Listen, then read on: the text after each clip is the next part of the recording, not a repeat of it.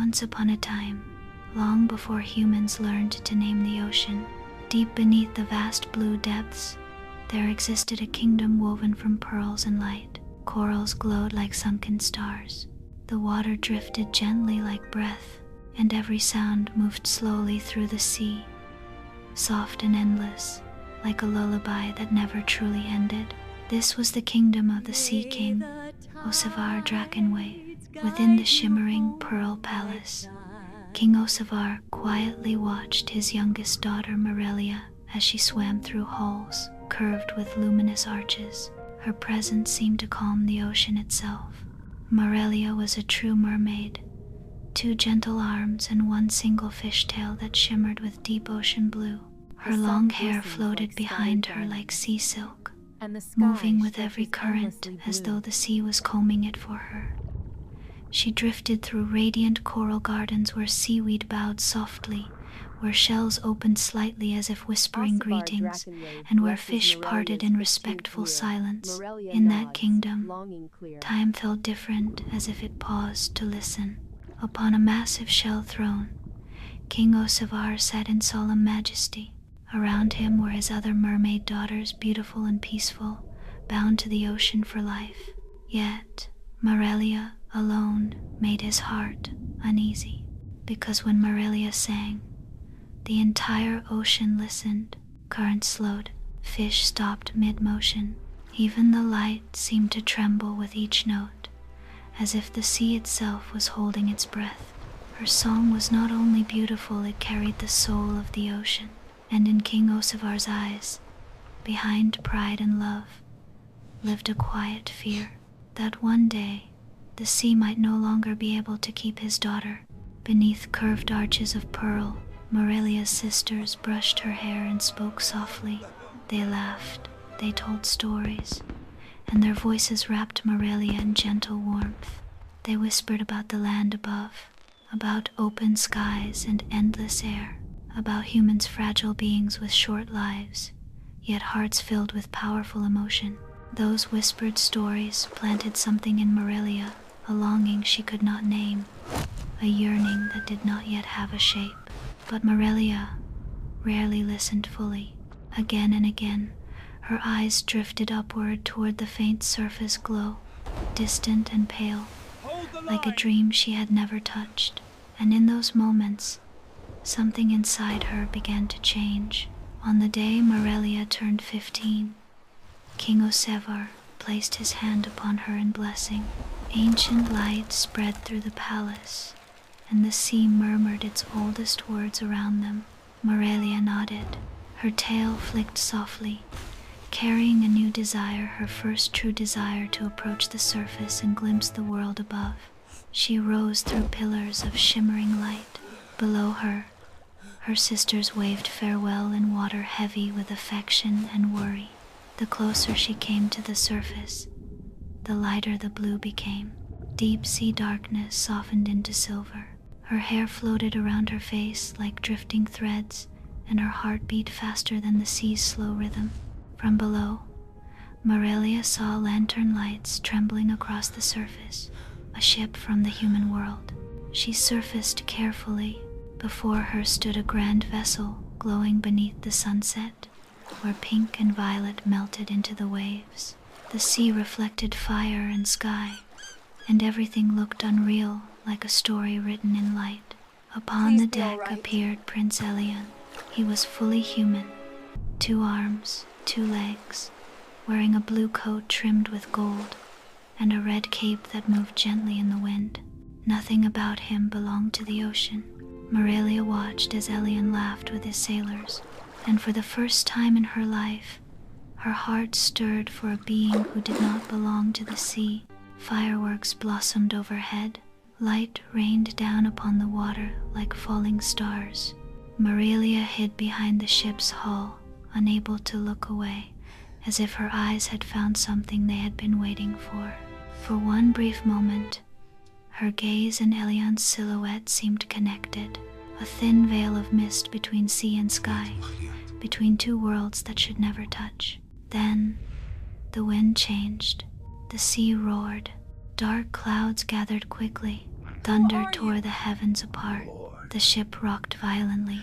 Waves crashed against the deck. Elion shouted orders, still only a human standing against the sea's fury, brave and fragile at once. Lightning struck the mast. Wood splintered. The air screamed with storm. And in that moment of chaos, a massive wave swept Elion from the deck. His human body fell into the darkness of the sea. Without hesitation, Marelia dove. Her powerful tail cut through the raging water as she searched the swirling wreckage in shadow. She found Elion sinking motionless, fragile, unchanged, still a human with 2 legs beneath the waves. Marelia wrapped her arms around him, gripping his shoulders like an anchor. In her embrace, she felt how delicate human life truly was. With all her strength, she pulled him upward. Lightning behind them illuminated the impossible image, a mermaid and a man bound together in storm and fate. They broke the surface through rain and wind. Marelia kept Elion's face above water, fighting wave after wave, refusing to let the sea take him. As the storm weakened, dawn began to creep across the horizon. Marelia swam toward the shore, carrying Elion as though carrying her own heart. Rocks emerged from the water. Sand appeared beneath them. Marelia dragged him into the shallows and gently laid him on the wet shore. She leaned close and touched Elion's forehead. Her eyes were filled with tenderness and fear. Footsteps echoed nearby. Marelia startled and slipped behind the rocks, hidden and silent. Princess Elion appeared human like Elion, kneeling beside him with panic and concern. When Elion opened his eyes, the first face he saw was Elia's. Marelia watched from afar, unseen. Her heart tightened. No one knew the mermaid had saved the prince. No one heard her silent sacrifice. Marelia slipped back into the sea and returned to her pearl kingdom. But the ocean was no longer the same. Marelia's song was gone. No melody stirred the currents. No voice made the fish pause. The sacred silence that once followed her singing became a silence of loss. Her sisters gathered around her, worried, asking questions with their eyes and hands. But Marelia could only shake her head, drifting like a shadow among them.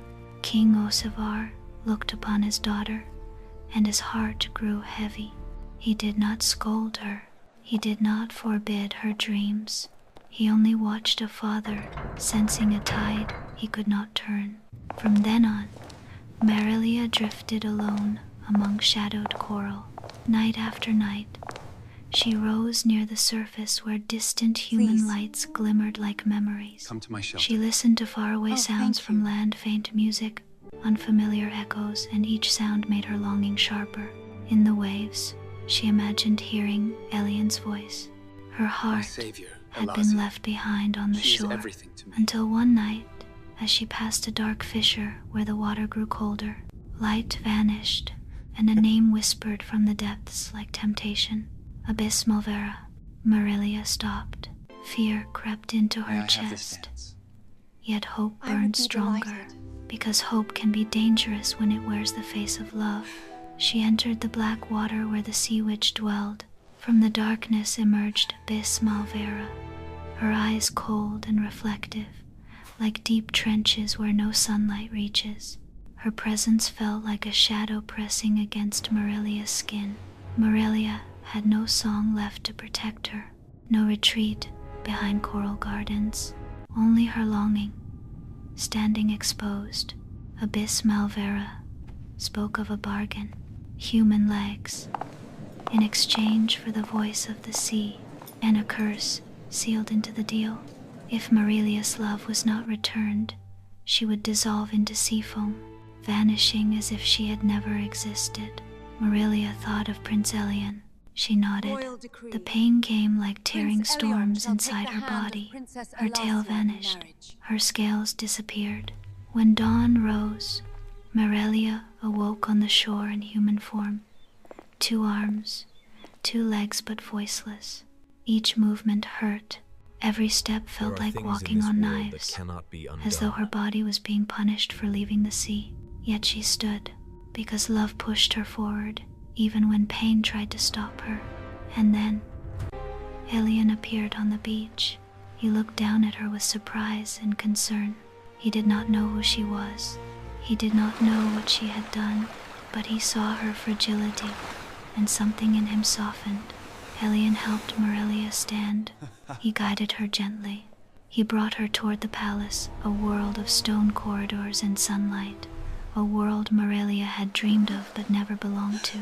In the palace halls, her footsteps echoed.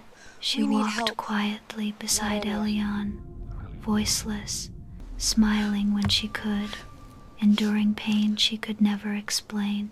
In gardens filled with warmth and color, Marelia watched Elion closely. Every small kindness from him felt precious, and every smile he gave felt like light. Elion spoke often about the night of the storm, about the mystery of the one who saved him, and Elion believed that savior was Princess Elion. Marelia lowered her eyes, accepting the heartbreak without anger. She did not hate Elion. She did not blame Elion. She only carried the truth alone, because she had no voice to speak it. From balconies overlooking the sea, Marelia stared into the distance, wondering if King Ocevar could feel her absence.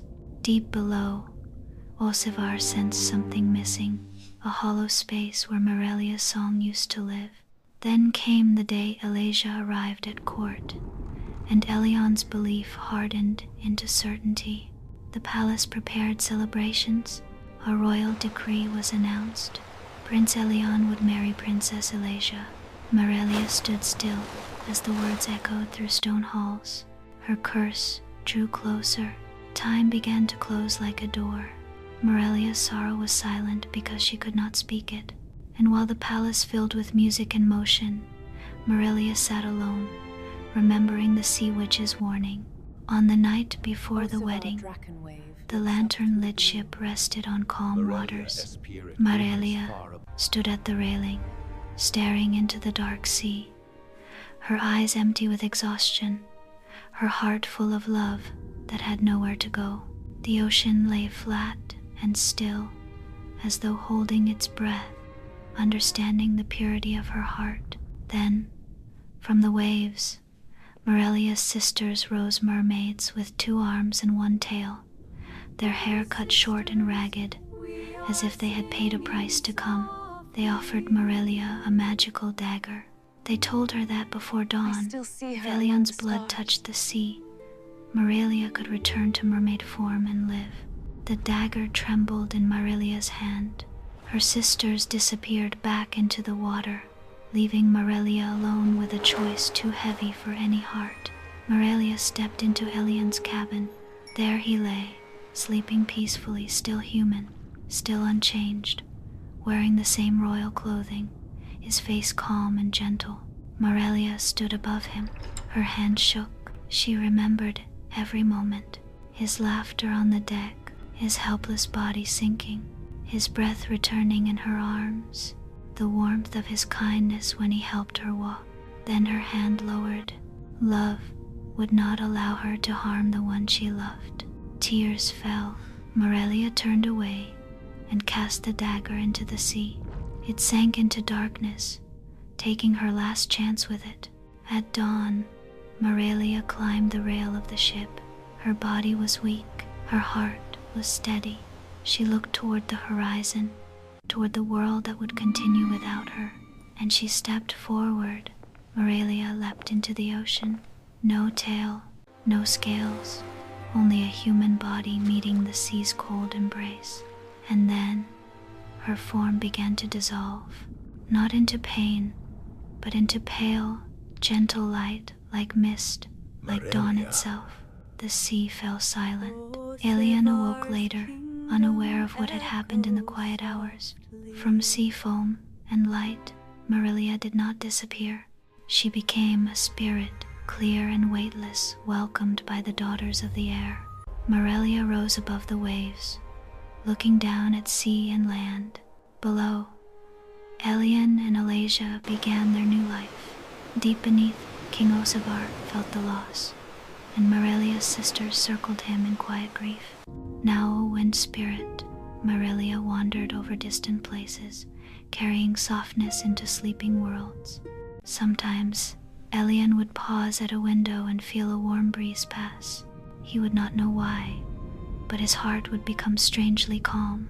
At sunrise, Marelia merged with the light, free of pain, free of chains, bound only by love, and the sea kingdom closed its pearl gates, sorrow settling gently like a lullaby without words. The tale ended not in loud tears, but in silent sacrifice, and in a kindness so pure it became wind. And somewhere in the night breeze, if one listens closely, Marelia is smiling. And now, as the story closes, let the voice slow, softer, gentler. Imagine lying still, listening to distant waves, not fierce, not hurried, only the steady breathing of an ancient ocean. Somewhere in the night wind, Marelia drifts gently, no pain, no loss, only moonlight kindness. She no longer needs to sing. Her existence itself is a lullaby. Each breeze through your hair, perhaps Marelia passing by. Each peaceful sleep, perhaps her gift of calm. Relax your shoulders, slow your breath. Inhale deeply, exhale gently. The sea is rocking you to sleep. The wind is guarding your dreams. And this story will always be here, waiting for you on a quiet night. Good night. May your dreams be as gentle as the ancient ocean.